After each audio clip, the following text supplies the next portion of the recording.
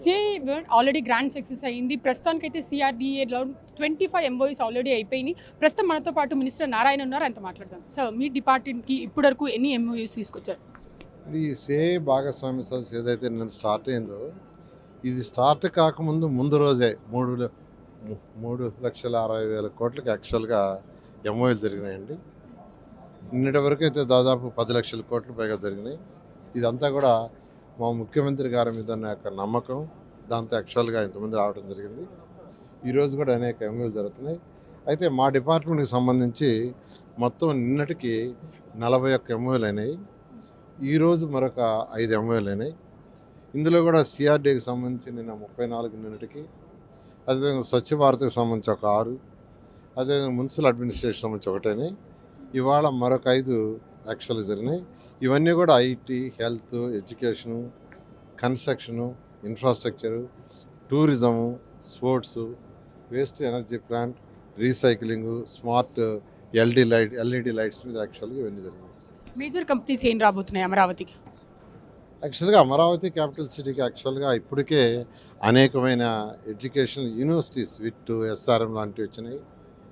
అదేవిధంగా యాక్చువల్గా అనేకమైన హోటల్స్, అనేకమైన స్కూల్స్, ఇలా అనేకమైన వచ్చినాయి. ఇప్పుడు ఏంటంటే ఫర్దర్గా ఏంటంటే స్మార్ట్ ఇండస్ట్రీస్ తీసుకురావడానికి ప్రయత్నిస్తున్నాము.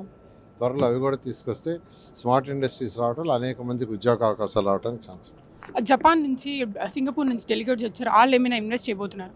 అంటే ఫస్ట్ బేసిక్గా వాళ్ళతో నిన్న ఎంఓయూ అయిందండి. ఆనరబుల్ మినిస్టర్ లోకేష్ గారు యాక్చువల్గా నిన్న ఎంఓయూ చేశారు. వాళ్ళ టెక్నాలజీ, వాళ్ళ నాలెడ్జీ, ఎందుకంటే they are well equipped with technology and knowledge.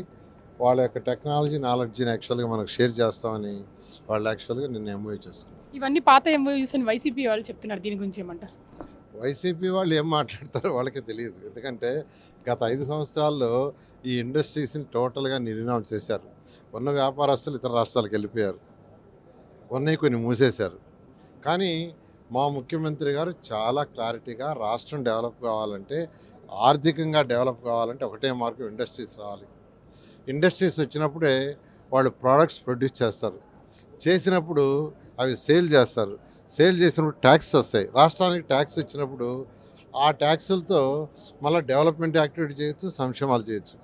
అదేవిధంగా యువతకు ఉద్యోగాలు వస్తాయి. సో ఇవన్నీ ఓవరాల్గా దృష్టి పెట్టుకొని ఈరోజు మా గౌరవనీయ ముఖ్యమంత్రి గారు డే 1 నుంచి ఇండస్ట్రీస్కి ప్రయారిటీ ఇస్తూ అనేక దేశ విదేశాలు వారు తిరిగారు.